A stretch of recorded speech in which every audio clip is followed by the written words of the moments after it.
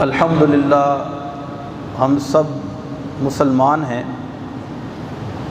اور مسلمان اس خوش نصیب کو کہتے ہیں کہ جو کلمہ پڑھنے کے ساتھ ساتھ تمام ضروریات دین کا صدق دل سے اقرار کرتا ہو۔ ضروریات دین کون کون سی ہیں؟ ضروریات دین وہ چیزیں ہوتی ہیں کہ جن کو ہر خاص و عام جانتا ہو۔ خاص سے مراد تو علماء، اور عام سے مراد وہ لوگ جو علماء کے ساتھ اٹھتے بیٹھتے ہیں اور ایسی جگہ پر رہتے ہیں کہ جہاں پر علم کی باتیں ہوتی رہتی ہیں، یعنی کسی ایسی جگہ نہیں رہتے جہاں بالکل جنگل ہو، بیابان ہو۔ تو عام عوام اور خواص کے اندر جو چیزیں مشہور ہوں، عام طور پر لوگوں کو پتہ ہوں، انہیں کہتے ہیں ضروریات دین۔ یعنی ہم یہ کہہ سکتے ہیں کہ دین کی معلومات بہت زیادہ نہ رکھنے والا بھی ان چیزوں کو جانتا ہو۔ جیسے اللہ تبارک و تعالی ایک ہے، اللہ سب کو پتہ ہے، اس میں کوئی ایسی بات نہیں ہے کہ ہم یہ کہیں کہ کچھ لوگوں کو پتہ ہے اور کچھ کو نہیں پتہ۔ اسی طرح اللہ تبارک و تعالی کے سوا کوئی معبود نہیں۔ یہ کیا ہے؟ اسے کہتے ہیں ضروریات دین۔ اسی طرح عقیدہ توحید، ٹھیک ہے، عقیدہ رسالت، کہ کم و بیش 1,24,000 انبیاء کرام علیہم السلام دنیا کے اندر اللہ تبارک و تعالی نے لوگوں کی رشد و ہدایت کے لیے بھیجے۔ اسی طرح جنت، کہ اللہ تبارک و تعالی کی رضا و خوشنودی کا مظہر، اور وہ انعام جو اللہ تبارک و تعالی اپنے ان بندوں کو عطا فرمائے گا جن سے راضی ہوگا۔ دوزخ، وہ شے جو اللہ تبارک و تعالی کے غضب کا مظہر ہے، اللہ جن سے ناراض ہوگا دوزخ میں ڈالے گا۔ تو یہ وہ چیزیں ہیں جو ضروریات دین کہلاتی ہیں۔ تو ایک مسلمان کے مسلمان ہونے کے لیے ان ضروریات دین، اور بھی اس میں ہے، ان ضروریات دین کا صدق دل سے اقرار کرنا ضروری ہے۔ جس طرح مسلمان ہونے کے لیے ان ضروریات دین پر ایمان لانا ضروری ہے، اسی طرح ان میں سے کسی ایک کا انکار بھی بندے کو دائرۂ اسلام سے خارج کرنے کے لیے کافی ہے۔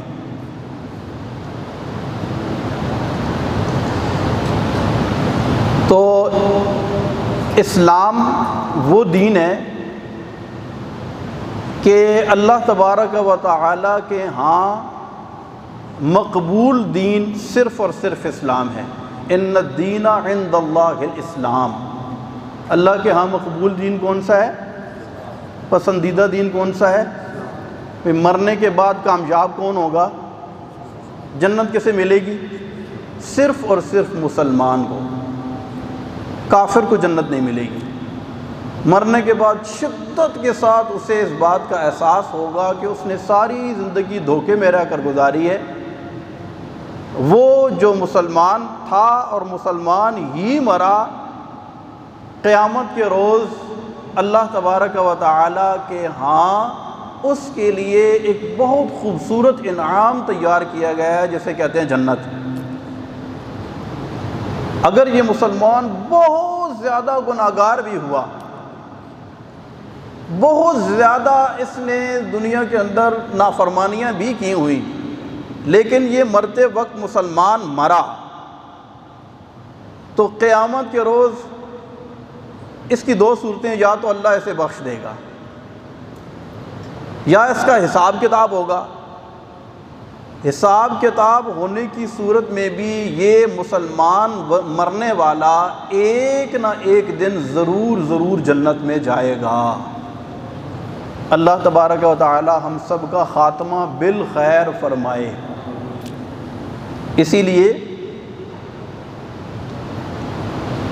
ہمارے نبی پاک صلی اللہ علیہ وسلم اور کثیر صحابہ کرام سے منقول ہے کہ وہ یوں دعا کیا کرتے تھے، اللہم ربنا امتنا بالاسلام والسنہ، اے اللہ ہمیں جب موت دے اسلام اور سنت پر دے۔ اور غالباً حضرت عبداللہ ابن مسعود رضی اللہ تعالیٰ عنہ دعا کیا کرتے تھے، اللہم ان کنت کتبتنی شقیا فامحنی واکتبنی سعیدا، اے میرے رب اگر تو نے مجھے شقی لوگوں میں لکھا ہوا ہے، بدبخت لوگوں میں لکھا ہوا ہے، تو میں تجھ سے دعا کرتا ہوں کہ میرا نام وہاں سے مٹا کر خوش بخت لوگوں میں لکھ دے۔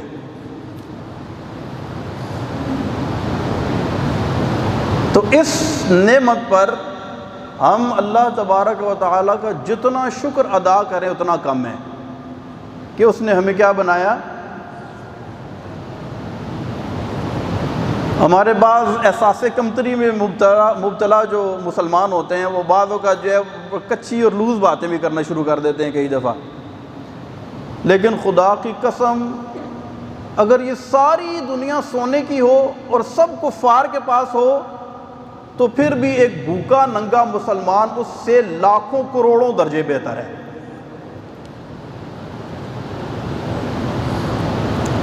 تو مسلمان ہونا یہ کوئی کم بات نہیں ہے۔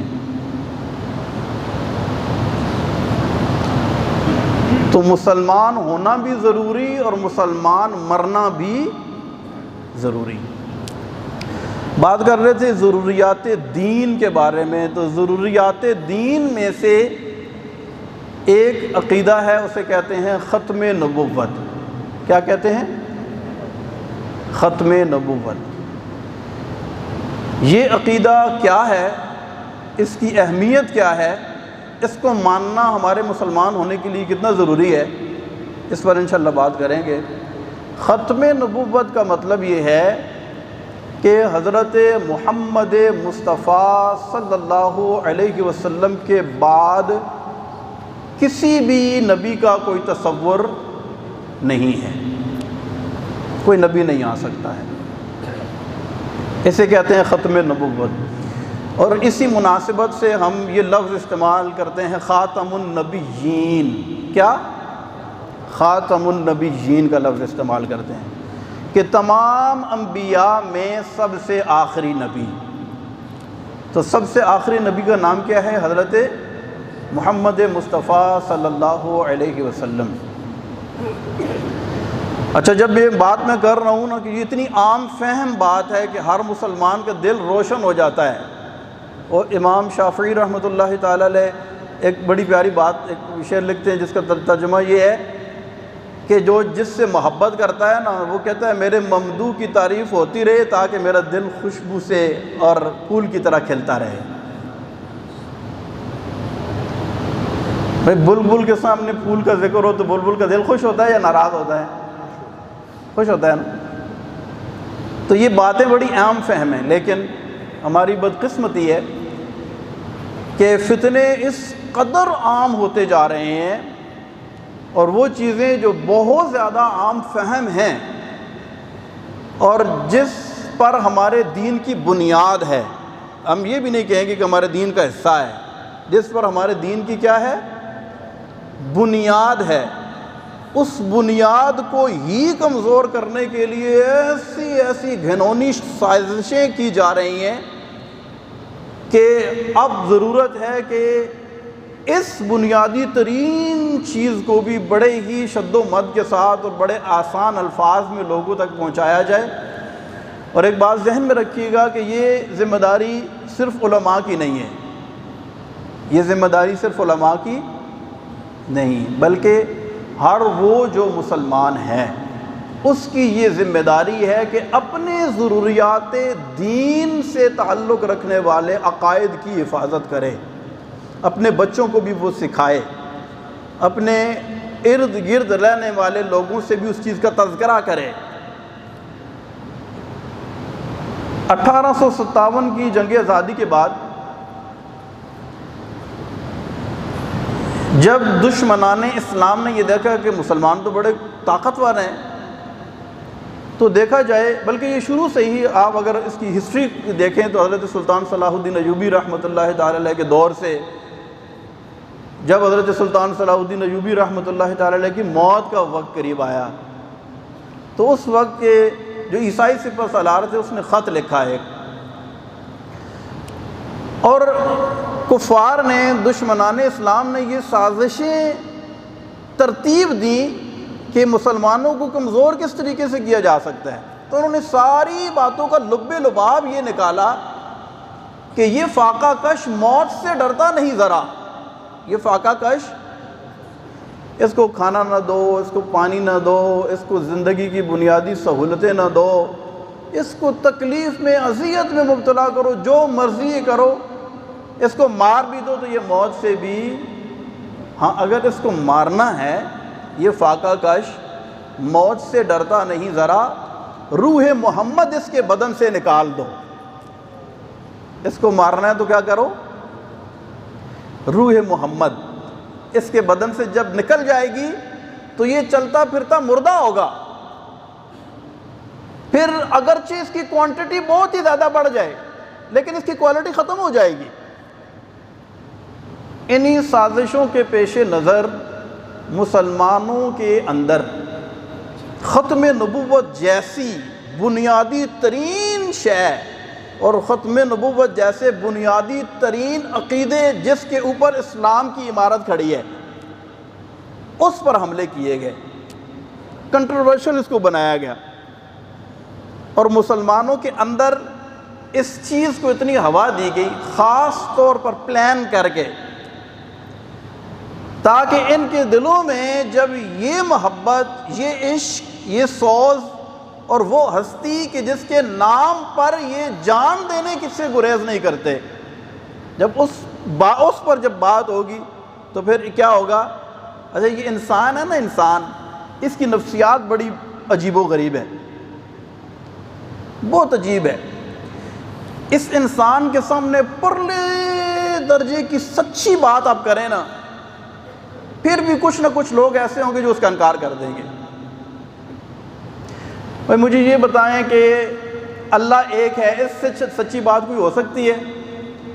کوئی ہو سکتی ہے اس سے سچی بات؟ نہیں ہو سکتی نا۔ دنیا کی سب سے سچی بات یہ ہے کہ اللہ ایک ہے، لیکن مجھے یہ بتائیں کہ اس وقت بھی دنیا کے اندر کئی لوگ ایسے ہیں جو کہتے ہیں کہ اللہ ایک نہیں ہے، جو کہتے ہیں گاڈ از نتھنگ، اللہ ہے ہی نہیں ہے، ہیں یا نہیں؟ مجھے یہ بتائیں۔ تو اس انسان کی فطرت بڑی عجیب ہے، اس کے سامنے دنیا کی سچی ترین بات کی جائے پھر بھی کچھ نہ کچھ لوگ اس کا انکار کر دیں گے۔ اسی طرح اس کے سامنے دنیا کی سب سے جھوٹی بات کی جائے پھر بھی کچھ نہ کچھ اس کے ماننے والے ہو جائیں گے۔ مجھے یہ بتائیں کوئی شخص کھڑا ہو کر کہے میں خدا ہوں، تو اس سے جھوٹی بات کوئی ہو سکتی ہے؟ ہو سکتی ہے؟ فرعون نے یہ کہا تھا انا ربکم الاعلی، میں خالی رب بھی نہیں ہوں بلکہ تمہارا اعلیٰ رب ہوں۔ تو مجھے یہ بتائیں کہ فرعون کے کچھ ماننے والے تھے یا نہیں تھے؟ تھے نا۔ تو اس انسان کی نفسیات بڑی عجیب ہے کہ اس کے سامنے جھوٹی سے جھوٹی بات بھی کی جائے تو کوئی نہ کوئی اس کے ماننے والے کھڑے ہو جائیں گے، اور اس کے سامنے سچی سے سچی بات کی جائے پھر بھی کچھ نہ کچھ لوگ اس کے انکار کر دیں گے۔ تو اسی انسانی روش کو پیش نظر رکھتے ہوئے دشمن نے یہ کہا کہ ان کے اندر ایک ایسا شوشہ چھوڑا جائے کہ with the passage of time, جب سال گزرے گا، 2 گزریں گے، 10 گزریں گے، 50 100 سال گزریں گے، تو یہ فتنہ خود بخود بڑھتے بڑھتے بڑھتے بڑھتے ان کی جڑوں کو کھوکھلا کرنا شروع کر دے گا۔ تو ختم نبوت کے خلاف ہونے والی سازشیں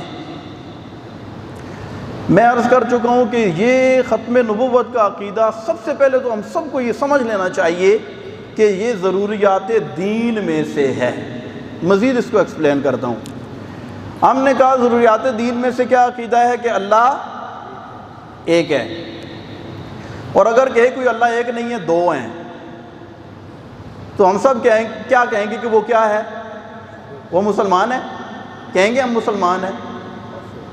بالکل اسی طرح اگر کوئی یہ کہے کہ محمد عربی صلی اللہ علیہ وسلم کے بعد کوئی دوسرا نبی ہو سکتا ہے، تو گویا ایسا ہی ہے کہ اس نے یہ کہا کہ اللہ دو ہیں، وہ ایسے ہی کافر ہو جاتا ہے۔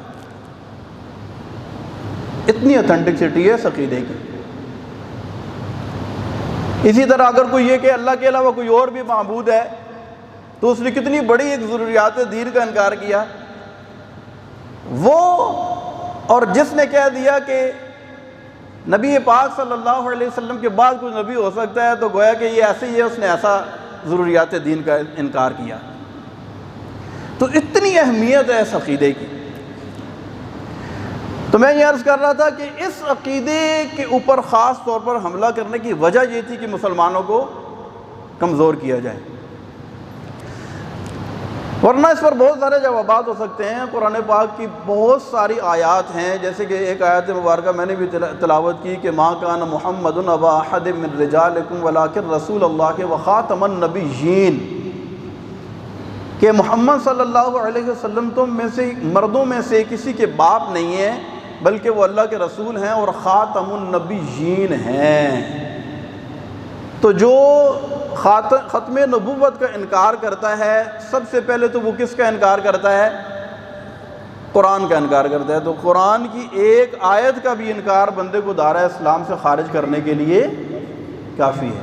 اسی طرح متعدد آیات بینات ہیں، کم و بیش جو خود رسول اللہ صلی اللہ علیہ وسلم نے احادیث مبارکہ کے اندر ارشاد فرمایا، وہ اس کو ہم اشارۃ النص یا عبارت النص یا ڈائریکٹ یا اشارتاً، کم و بیش 300 احادیث مبارکہ کے اندر نبی پاک صلی اللہ علیہ وسلم نے ارشاد فرمایا مفہوماً، جس کا مطلب یہی بنتا ہے کہ میرے بعد کوئی نبی نہیں آئے گا۔ اسے ہم اپنی ایک ٹرم یوز کرتے ہیں، حد تواتر تک متواترہ جو روایات ہوتی ہیں ان کا انکار بھی کفر سمجھا جاتا ہے۔ اسی طرح جتنے بھی صحابہ کرام علیہم الرضوان تھے، ان سب کا متفقہ طور پر یہ عقیدہ تھا کہ ہمارے محبوب کریم علیہ الصلوۃ والسلام کے بعد کسی نبی کا کوئی تصور نہیں ہے۔ تو اجماع صحابہ پر ایمان رکھنا یہ بھی ایمان کا حصہ ہے، اس سے انکار کرنے والا بھی دائرہ اسلام سے خارج ہو جاتا ہے۔ اسی طرح 1300 سال کے جتنے بھی ائمہ، اب یہ دیکھیں حضرت امام شافعی رحمۃ اللہ تعالی، حضرت امام مالک، امام احمد بن حنبل، امام اعظم ابو حنیفہ، جتنے مجتہدین گزرے ہیں، فروعی مسائل کے اندر آپ کو بے شمار اختلافات ملیں گے، لیکن اس بات میں کسی کو کوئی اختلاف نہیں ہے کہ آخری نبی کا نام کیا ہے؟ حضرت محمد مصطفیٰ صلی اللہ علیہ وسلم۔ اس میں کسی کو کوئی اختلاف نہیں ہے۔ یہاں پر سمجھنے کے لیے، اس عقیدے کو تھوڑا سا سمجھنے کے لیے ہم تھوڑا سا اس بات پہ بھی غور کر لیتے ہیں کہ دیکھیں، پہلی بات تو یہ ہے کہ یعنی سورج مغرب سے نکل سکتا ہے، لیکن اس بات پر کوئی کمپرومائز نہیں ہے کہ ہمارے آقا صلی اللہ علیہ وسلم کے بعد کسی نبی کا کوئی تصور ہے۔ لیکن اگر بالفرض محال ہم اگر اس بات کو مانیں تو مجھے یہ بتائیں کہ وہ قرآن جس کی شان یہ ہے کہ ولا رطب ولا یابس الا فی کتاب مبین، کہ اللہ تبارک و تعالی نے کوئی خشک اور تر چیز چھوڑی ہی نہیں ہے کہ جس کا ذکر قرآن میں نہ فرما دیا ہو۔ اب اگر بعد میں کوئی نبی آنا تھا تو مجھے اب یہ بتائیں کہ اللہ تبارک و تعالی نے قرآن میں اس کا تذکرہ کیوں نہیں فرمایا؟ چیونٹی کا تذکرہ ہے قرآن میں؟ ہے یہ نہیں؟ مجھے بتائیں۔ چیونٹی کے نام پہ پوری ایک سورت ہے۔ شہد کی مکھی کا تذکرہ ہے یا نہیں ہے؟ مجھے بتائیں۔ مکڑی کا تذکرہ ہے، عنکبوت پوری سورت ہے مکڑی کے نام پر۔ یہاں تک کہ حابیل اور قابیل کے واقعے کو بھی اللہ تبارک و تعالی نے قرآن میں بیان فرمایا، اور انسانی لاش کو دفن کرنے کے لیے اس کوے کا بھی ذکر کیا کہ جس نے دفن کر کے بتایا کہ لاش کو ایسے دفن کیا جاتا ہے۔ تو قرآن پاک میں کوے کا بھی ذکر ہے۔ تو مجھے یہ بتائے کہ بعد میں آنے والا کوئی نبی ہو اور اس کا ذکر قرآن میں نہ کیا گیا ہو؟ بات سمجھ میں آ رہی ہے؟ اچھا، اگر حدیث کی طرف آتے ہیں، ہمارے آقا صلی اللہ علیہ وسلم کے تذکرے گزشتہ تمام کتب کے اندر ملتے ہیں۔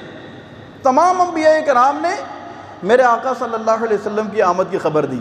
اچھا، ان کے بعد اگر کسی نبی کا تصور تھا تو وہ نبی جس نے ہمیں انداز معاشرت سکھائے، وہ نبی جس نے ہمیں کپڑے پہننے کے طریقہ سکھایا، وہ نبی جس نے ہمیں طہارت کرنے کا طریقہ سکھایا، وہ نبی جس نے ہمیں تجارت کرنے کا طریقہ سکھایا، وہ نبی جس نے ہمیں استنجا کرنے کا طریقہ سکھایا، وہ نبی جس نے ہمیں ناخن کاٹنے کے طریقے سکھائے، وہ نبی جس نے ہمیں پانی پینے کا طریقہ سکھایا، وہ نبی جس نے ہمیں کھانا کھانے کا طریقہ سکھایا، اس نے یہ نہیں بتایا کہ میرے پاس ایک نبی بھی آئے گا۔ بات سمجھ رہے ہیں؟ اب مجھے یہ بتائیں کہ اگر کوئی بندہ ناخن صحیح سنت کے مطابق نہ کاٹے تو وہ مسلمان رہے گا یا کافر ہو جائے گا؟ بولے نا، مسلمان ہی رہے گا نا۔ تو جب ایسی باتیں بھی ارشاد فرما دی، ناخن کاٹنے تک کا طریقہ ارشاد فرما دیا، اور بعد میں کوئی نبی آنا تھا تو یہ نہ فرمایا کہ میرے بعد نبی آئے گا۔